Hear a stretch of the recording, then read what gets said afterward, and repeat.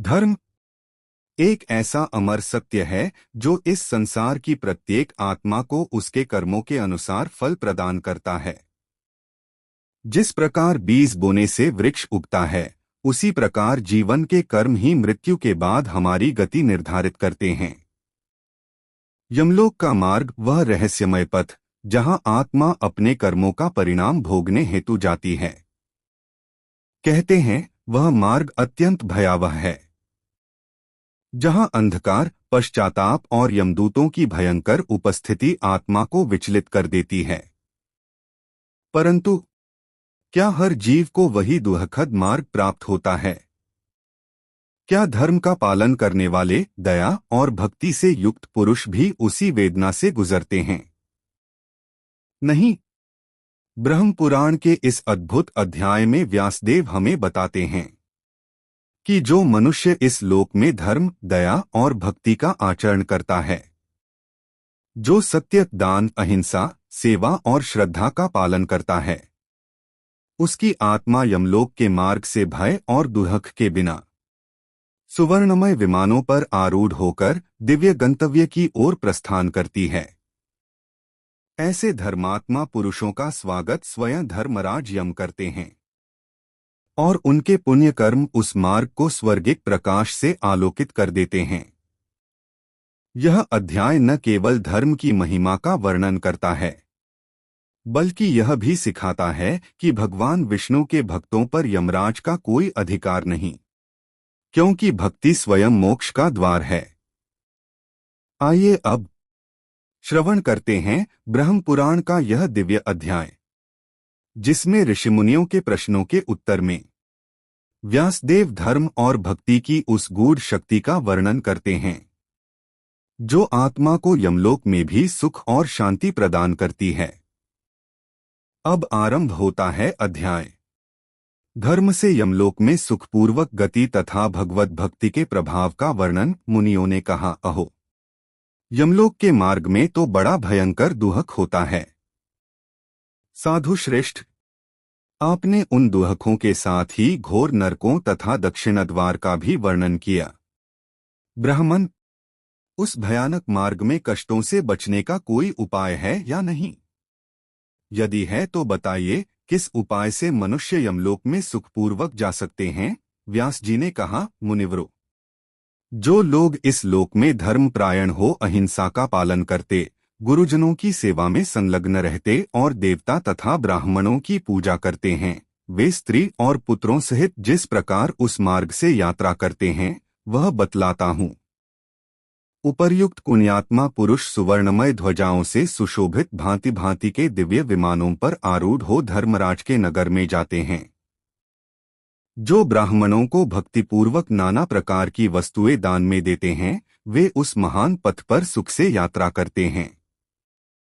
जो ब्राह्मणों में भी विशेषतः श्रोत्रियों को अत्यंत भक्तिपूर्वक उत्तम रीति से तैयार किया हुआ अन्न देते हैं, वे सुसज्जित विमानों द्वारा धर्मराज के नगर में जाते हैं। जो सदा सत्य बोलते और बाहर भीतर से शुद्ध रहते हैं, वे भी देवताओं के समान कांतिमान शरीर धारण कर विमानों द्वारा यमराज के भवन में जाते हैं। जो धर्मज्ञ पुरुष जीविकार्हित दीन दुर्बल साधुओं को भगवान विष्णु के उद्देश्य से पवित्र गोदान करते हैं, वे मणिष्ठित दिव्य विमानों द्वारा धर्मराज के लोक में जाते हैं। जो जूता, छाता, शय्या, आसन, वस्त्र और आभूषण दान करते हैं, वे दिव्य आभूषणों से अलंकृत हो हाथी, रथ और घोड़ों की सवारी से वहां की यात्रा करते हैं। उनके ऊपर सोने चांदी का छत्र लगा रहता है। जो श्रेष्ठ ब्राह्मणों को विशुद्ध हृदय से भक्तिपूर्वक गुड़ का रस और भात देते हैं, वे सुवर्णमय वाहनों द्वारा यमलोक में जाते हैं। जो ब्राह्मणों को यत्नपूर्वक शुद्ध एवं सुसंस्कृत दूध, दही, घी और गुड़ दान करते हैं, वे चक्रवाक पक्षियों से जुड़े हुए सुवर्णमय विमानों द्वारा यात्रा करते हैं। उस समय गंधर्वगण वाद्यों द्वारा उनकी सेवा करते हैं। जो सुगंधित पुष्प दान करते हैं, वे हंसयुक्त विमानों से धर्मराज के नगर को जाते हैं। जो श्रोत्रिय ब्राह्मणों को श्रद्धापूर्वक तिल, तिलमयी धेनु अथवा घृतमयी धेनु दान करते हैं, वे चंद्रमंडल के समान उज्ज्वल विमानों द्वारा यमराज के भवन में प्रवेश करते हैं। उस समय गंधर्वगण उनका सुयश गाते रहते हैं। इस लोक में जिनके बनवाए हुए कुएं, बावड़ी, तालाब, सरोवर, दीर्घिका, पुष्करिणी तथा शीतल जलाशय शोभा पाते हैं, वे दिव्य घंटानाद से मुखरित सुवर्ण और चंद्रमा के समान कांतिमान विमानों द्वारा यात्रा करते हैं। मार्ग में उन्हें सुख देने के लिए दिव्य पंखे डुलाए जाते हैं। जो लोग समस्त प्राणियों के जीवनभूत जल का दान करते हैं, वे पिपासा से रहित हो दिव्य विमानों पर बैठकर सुखपूर्वक उस महान पथ की यात्रा करते हैं। जिन्होंने ब्राह्मणों को लकड़ी की बनी खड़ाऊ, सवारी, पीढ़ा और आसन दान किए हैं, वे उस मार्ग में सुख से जाते हैं।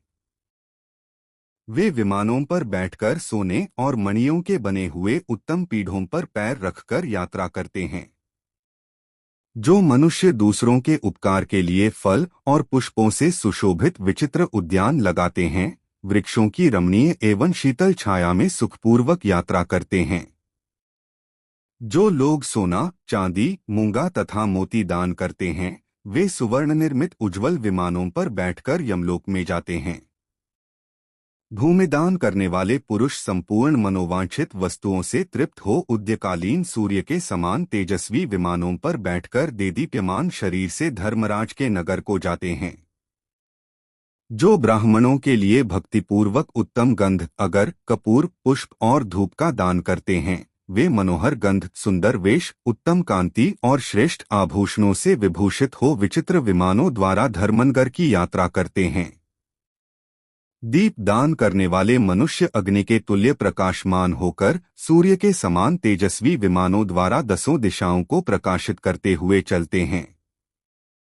जो गृह अथवा रहने के लिए स्थान देते हैं, वे अरुणोदय की सी कांति वाले सुवर्णमंडित गृहों के साथ धर्मराज के नगर में जाते हैं। जलपात्र, कुंडी और कमंडलू दान करने वाले मानव अप्सराओं से पूजित हो महान गजराजों पर बैठकर यात्रा करते हैं। जो ब्राह्मणों को सिर और पैरों में मलने के लिए तेल तथा नहाने और पीने के लिए जल देते हैं, वे घोड़ों पर सवार होकर यमलोक में जाते हैं। जो रास्ते के थके मादे दुर्बल ब्राह्मणों को अपने यहाँ ठहराते हैं, वे चकवों से जुड़े हुए दिव्य विमानों पर बैठकर सुख से यात्रा करते हैं। जो स्वागत पूर्वक आसन देकर ब्राह्मण की पूजा करता है, वह अत्यंत प्रसन्न होकर सुख से उस मार्ग पर जाता है। जो पापरे इत्यादि का उच्चारण करके गौ को मस्तक झुकाते हैं, वह सुख से यमलोक मार्ग पर आगे बढ़ता है। जो शठता और दंभ का परित्याग करके एक समय भोजन करते हैं, वे हंसयुक्त विमानों द्वारा सुखपूर्वक यमलोक की यात्रा करते हैं। जो जितेंद्रिय पुरुष एक दिन उपवास करके दूसरे दिन एक समय भोजन करते हैं, वे मोरों से जुड़े हुए विमानों द्वारा धर्मराज के नगर में जाते हैं। जो नियम पूर्वक व्रत का पालन करते हुए तीसरे दिन एक समय भोजन करते हैं, वे हाथियों से जुड़े हुए दिव्य रथों पर आसीन हो यमराज के लोक में जाते हैं।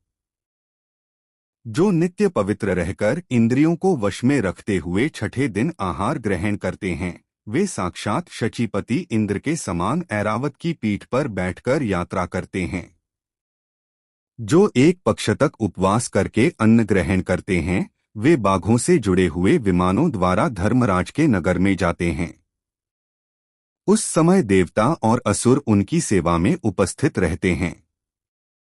जो जितेंद्रिय रहकर एक मास तक उपवास करते हैं, वे सूर्य के समान देदीप्यमान रथों पर बैठकर यमलोक की यात्रा करते हैं।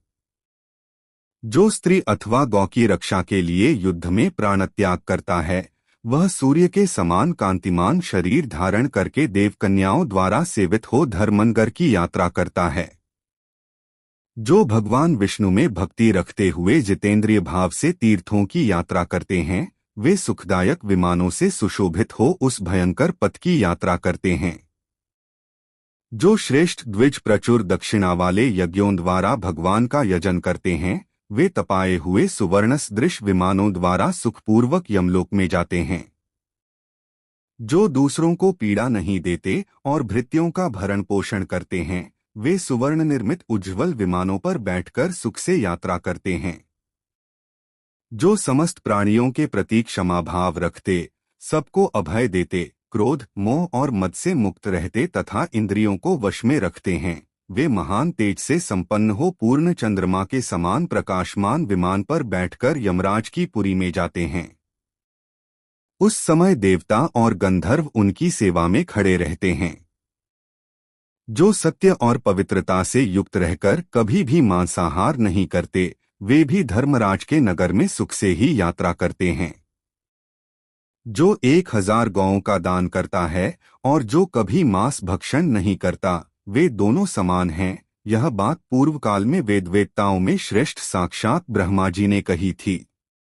ब्राह्मणों, संपूर्ण तीर्थों में स्नान करने से जो पुण्य होता है और समस्त यज्ञों के अनुष्ठान से जिस फल की प्राप्ति होती है, वही या उसके समान फल मांस न खाने से भी प्राप्त होता है। इस प्रकार दान और व्रत में तत्पर रहने वाले धर्मात्मा पुरुष विमानों द्वारा सुखपूर्वक यमलोक में जाते हैं, जहां सूर्यनंदन यम विराजमान रहते हैं।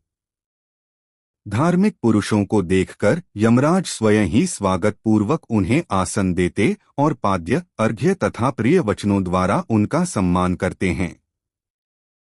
वे कहते हैं, पुण्यात्मा पुरुषों, आप लोग धन्य हैं। आप अपने आत्मा का कल्याण करने वाले महात्मा हैं, क्योंकि आपने दिव्य सुख के लिए शुभ कर्मों का अनुष्ठान किया है।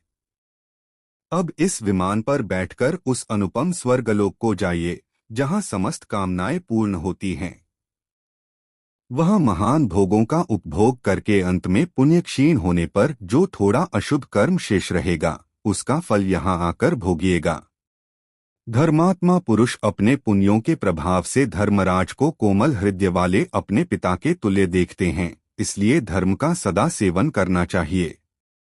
धर्म मोक्षरूप फल को देने वाला है। धर्म से ही अर्थ, काम और मोक्ष की सिद्धि बताई गई है। धर्म ही माता पिता और भ्राता है, धर्म ही अपना रक्षक और सुहृद है। स्वामी, सखा, पालक तथा धारण पोषण करने वाला धर्म ही है। धर्म से अर्थ, अर्थ से काम और काम से भोग एवं सुख उपलब्ध होते हैं। धर्म से ही ऐश्वर्य, एकाग्रता और उत्तम स्वर्गीय गति प्राप्त होती है। विप्रवरो, धर्म का यदि सेवन किया जाए तो वह मनुष्य की महान भय से रक्षा करता है। इसमें तनिक भी संदेह नहीं कि धर्म से देवत्व और ब्राह्मणत्व भी प्राप्त हो सकते हैं। जब मनुष्यों के पूर्व संचित पाप नष्ट हो जाते हैं, तब उनकी बुद्धि इस लोक धर्म की ओर लगती है। हजारों जन्मों के पश्चात दुर्लभ मनुष्य जीवन को पाकर जो धर्म का आचरण नहीं करता, वह निश्चय ही सौभाग्य से वंचित है। जो लोग कुत्सित, दरिद्र, कुरूप, रोगी, दूसरों के सेवक और मूर्ख हैं, उन्होंने पूर्व जन्म में धर्म नहीं किया है, ऐसा जानना चाहिए। जो दीर्घायु, शूरवीर, पंडित, भोग साधन से संपन्न, धनवान, निरोग तथा रूपवान हैं, उन्होंने पूर्व जन्म में अवश्य ही धर्म का अनुष्ठान किया है। ब्राह्मणों, इस प्रकार धर्मपरायण मनुष्य उत्तम गति को प्राप्त होते हैं और अधर्म का सेवन करने वाले लोग पशु पक्षियों की योनि में जाते हैं। जो मनुष्य नरकासुर का विनाश करने वाले भगवान वासुदेव के भक्त हैं, वे स्वप्न में भी यमराज अथवा नरकों को नहीं देखते। जो दैत्यों और दानवों का संहार करने वाले आदि अंतर्हित भगवान नारायण को प्रतिदिन नमस्कार करते हैं, वे भी यमराज को नहीं देखते। जो मन, वाणी और क्रिया के द्वारा भगवान अच्युत की शरण में चले गए हैं, उन पर यमराज का वश नहीं चलता। वे मोक्षरूप फल के भागी होते हैं। ब्राह्मणों, जो मनुष्य प्रतिदिन जगन्नाथ श्री नारायण को नमस्कार करते हैं, वे वैकुंठ धाम के सिवा अन्यत्र नहीं जाते। श्री विष्णु को नमस्कार करके मनुष्य यमदूतों को, यमलोक के मार्ग को, यमपुरी को तथा वहां के नरकों को किसी प्रकार नहीं देख पाते। मोह में पड़कर अनेकों बार पाप कर लेने पर भी यदि मानव सर्वपापहारी श्रीहरि को नमस्कार करते हैं, तो वे नरक में नहीं पड़ते। जो लोग शठता से भी सदा भगवान जनार्दन का स्मरण करते हैं, वे भी देहत्याग के पश्चात रोग शोक से रहित श्री विष्णु धाम को प्राप्त होते हैं।